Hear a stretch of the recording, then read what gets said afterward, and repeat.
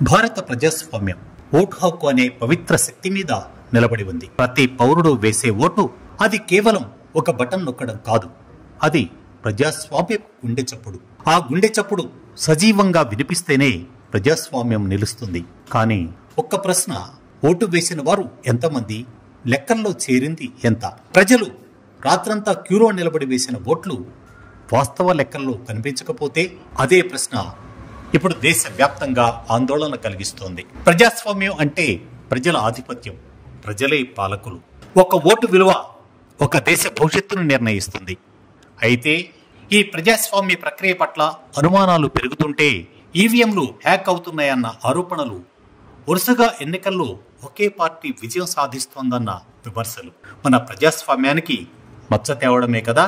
గత కొన్నేళ్లుగా కాంగ్రెస్తో సహా అనేక పార్టీలు ఒకే డిమాండ్ చేస్తూనే ఉన్నాయి.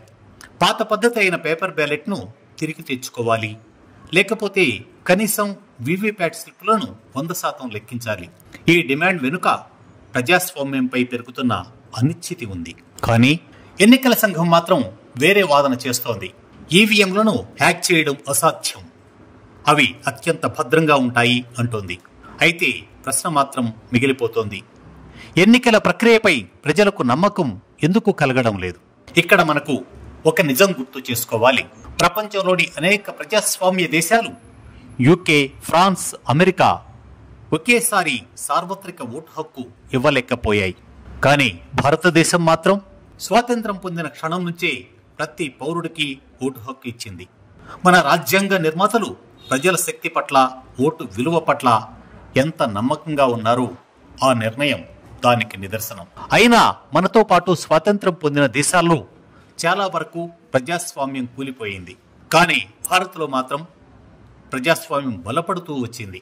దానికి ప్రతీకే ఈవీఎంల ప్రవేశం. 1982లో కేరళలోని ఒక ఉప ఎన్నికలో మొదటిసారి ఈవీఎంలను వాడారు. ఆ తర్వాత క్రమంగా దేశవ్యాప్తంగా ఈవీఎంల వినియోగం పెరిగింది. అయితే నెదర్లాండ్స్, ఐర్లాండ్, కజకిస్తాన్ లాంటి దేశాలు మాత్రం ఈవీఎంలను వాడడం మానేశాయి. ఎందుకంటే అక్కడ కూడా పారదర్శకతపై అనుమానాలు పెరిగాయి.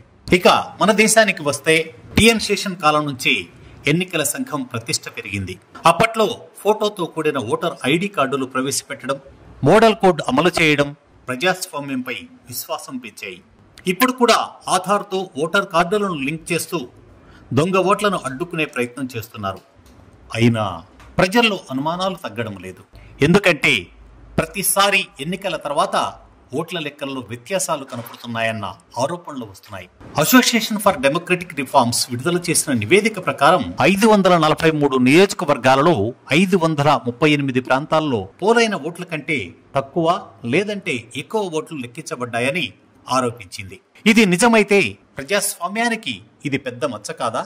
కాంగ్రెస్ నేత రాహుల్ గాంధీ పార్లమెంట్ వేదికపైనే ఈవీఎంల ట్యాంపరింగ్ ఇష్యూ లేవనెత్తారు. హర్యానా, మహారాష్ట్ర అసెంబ్లీ ఎన్నికల ఫలితాలపైన ప్రశ్నలు వేశారు. అయితే అధికార బీజేపీ మాత్రం ఈ ఆరోపణలను పూర్తిగా కొట్టిపారేసింది. ఇవి నిరాధారాలు, ప్రజల తీర్పుని తక్కువ చేసి చూపించే ప్రయత్నం అని మండిపడుతోంది. ఇక ఏడీఆర్ మాత్రం మరో కీలక ప్రశ్న వేసింది. ఎందుకు తుది ఓటింగ్ శాతం డేటా ప్రకటించడంలో జాప్యం జరుగుతోంది? ఫలితాలు ప్రకటించే ముందు ఆ డేటా ఎందుకు అందుబాటులో పెట్టడం లేదు? ఇది ఎన్నికల పారదర్శకతను దెబ్బతీసే అంశం కాదా?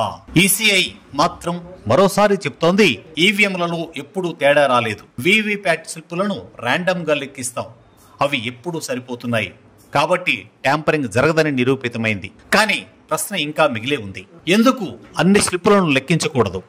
కొన్ని వందల కోట్ల ఖర్చు అవుతాయేమో, ఇంకో రోజు సమయం పడుతుందేమో, కానీ దాని ఫలితం ప్రజాస్వామ్యం పట్ల నమ్మకం పెరుగుతుంది, ఆరోపణలకు తుది చెక్ పడుతుంది. 2019 ఎన్నికల ముందు లండన్లో సైద్ సుజా అనే వ్యక్తి ఒక సంచలన ఆరోపణ చేశాడు. తక్కువ ఫ్రీక్వెన్సీ సిగ్నల్స్ ద్వారా ఈవీఎంలను హ్యాక్ చేశాం అని. తాను సైబర్ నిపుణుడని చెప్పుకున్నాడు. కానీ ఆయన ఆరోపణలు నిరూపించలేకపోయాడు. ఎన్నికల సంఘం సవాలు కూడా స్వీకరించలేదు. అందువల్ల ఆ వివాదం అలా చల్లారిపోయింది.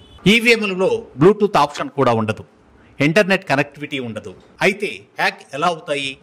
ఇదే ఎన్నికల సంఘం వాదన. అయితే ప్రజాస్వామ్యం అనేది కేవలం వాస్తవ భద్రతతోనే నిలబడదు, ప్రజల నమ్మకమే దానికి పునాది. ప్రజలు నమ్మకపోతే ఆ భద్రతకు అర్థమే ఉండదు. సో ఎన్నికల సంఘం చేయాల్సిందల్లా మనమేమీ దాచడం లేదు, మీ అనుమానాలన్నీ తీరుస్తాం అని చెప్పడం. అందుకు వివిప్యాట్ స్లిప్పులను పూర్తిగా లెక్కించడం ఒకే పరిష్కారం. ఎన్నికల ఫలితాలు మరో రోజు ఆలస్యం వస్తే ఏమవుతుంది, కానీ ప్రజాస్వామ్యం పట్ల నమ్మకం మరింత బలపడుతుంది కదా.